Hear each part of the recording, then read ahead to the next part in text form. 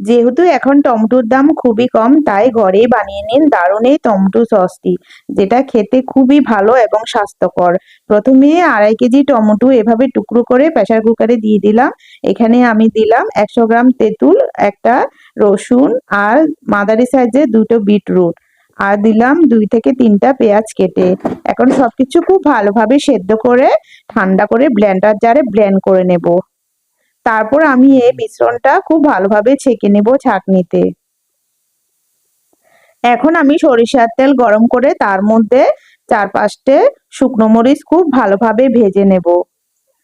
মরিচগুলো ভাজা হলে জুসটা এখানে দিয়ে খুব ভালোভাবে একটা বলক নিয়ে আসব।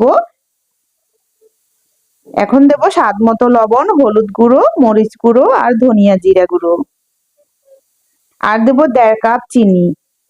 সবকিছু খুব ভালোভাবে মিশিয়ে নেব। এখন আমি মরিচগুলো সস থেকে তুলে নেব। তারপর খুব ভালোভাবে নাড়াচাড়া করব একটা বলক আসা পর্যন্ত। এখন আমি দিয়ে দেব 1 কাপ ভিনেগার। খুব ভালোভাবে নাড়তে হবে, না হলে তলাতে লেগে কিন্তু বাজে একটা গন্ধ চলে আসবে, যেটা খেতে একদম বাজে লাগবে।